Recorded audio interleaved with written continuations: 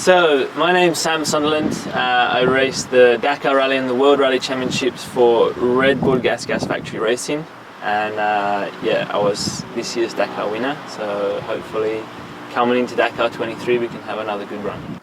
In motorsport it's always like that feeling of having of how was your last result, and yeah, definitely the last two results have been good, but we had a big gap. You know, between Dakar to Dakar there's a year off, so a lot can happen in a year, and just try and keep focus on preparing the best I can and arrive there in the same sort of mindset that I did last year. And Dakar is always long if you do 12 days or 15 days. It's still a long time to be racing a bike, so it doesn't change so much in terms of the strategy. You just kind of like take each day as it comes and prepare the next day, and try and react well in the moment, you know, when certain situations come up, which they always do. I think that's more important as opposed to trying to plan for a race that's 3 days longer than last year. But when you're already doing 12 days, what's another, you know, 3?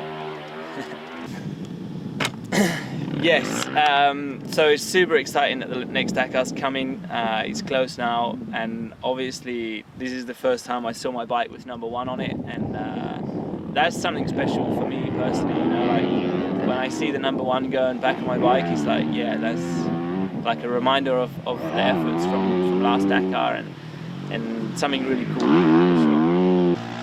So yeah, I've got a new livery this year. She's got a new dress on her, and it's really cool. I think the Red Bull logos match really well with Gasgas, and for sure I've been Red Bull athlete now 12 years or so, and yeah, it makes me really proud to have a big branding on the bike and to be back with number 1 on it. Just kind of the cherry on the cake.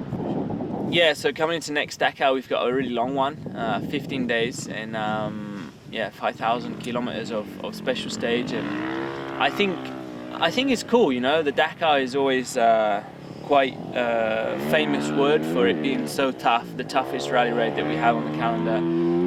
In terms of the route, I don't know much other than what the organisation have released about. It's nice that it's a coast-to-coast route instead of a loop this year. So we go Jeddah and we finish in Dammam on the other coast. So yeah, that's something cool, you know. It definitely feels like you're going somewhere, and I like that about rally.